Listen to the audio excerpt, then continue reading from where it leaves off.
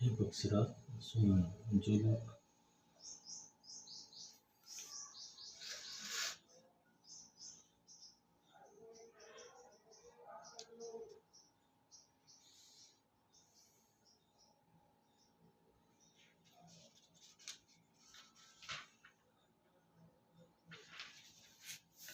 मैं हर सरस्ती शासन में श्री प्रभु श्री राम जी की कृपा से मैंने दुर्लभ वर पा लिया है। दूसरा, मुझे यहाँ निवास करते हुए 27 साल बीत गए हैं।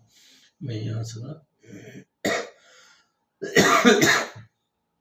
यहाँ सदा श्री रघुनाथ जी के गुणों का गान किया करता हूँ और चतुर्पक्षियों से आदरपूर्वक सुनते हैं। अयोध्यापुरी में जब जब श्री तब तब मैं जाकर श्री राम जी की नगरी में आता हूँ। प्रभु की शिशुरा देखकर सुख प्राप्त होता हूँ। फिर श्री राम जी के स्वरूप को ध्यान रखकर मैं आश्रम में आ जाता हूँ। जिस कारण से मैंने को है कि देव पाए वही सारी कथा आपको सुना दी है। हे तात, मैंने आपको सब प्रश्नों के उत्तर कहे हैं। अतः हाँ, राम भक्ति की बड़ी भारी महिमा है। मुझे अपना यह काक शरीर इसलिए प्रिय कि इसमें मुझे श्री राम जी के चरणों का प्रेम प्राप्त हुआ है। इसी शरीर से मैंने अपने प्रभु के दर्शन पाए हैं और मेरे सब संदेश जाते रहे हैं। मैं हट करके भक्ति पक्ष पर अड़ा रहा, जिसे महर्षि लोमस ने मुझे साप दिया, परंतु उसका फल यह हुआ कि जो मुनियों को भी दुर्लभ है वो वरदान मैंने पाया। भजन का प्रताप तो देखिए, जो भक्ति की ऐसी महिमा जानकर भी उसे छोड़ देते हैं और केवल ज्ञान के लिए श्रम करते हैं, वे मूर्ख घर पर खड़ी हुई कामधेनु को छोड़कर दूध के लिए मदार के पेड़ को खोजते फिरते हैं।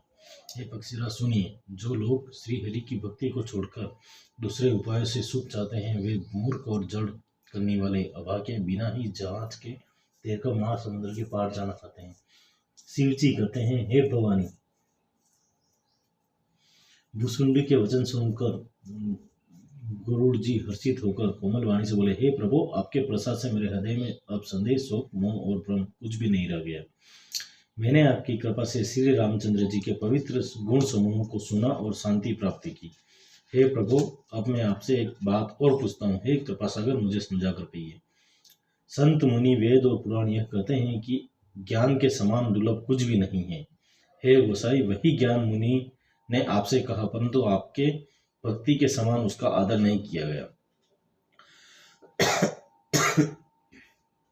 हे कृपा के धाम, हे प्रभु, ज्ञान और भक्ति में कितना अंतर है, यह सब मुझसे कहिए। गरुड़ जी के वचन सुनकर सुजान काकभूषण जी ने सुख माना और आदर के साथ कहा, भक्ति और ज्ञान में कुछ भी भेद नहीं है, दोनों ही संसार से उत्पन्न क्लेशों को हर लेते हैं। हे नाथ मुनीश्वर, इनमें कुछ अंतर बतलाते हैं। हे पक्षी श्रेष्ठ, उसे सावधान होकर सुनिए।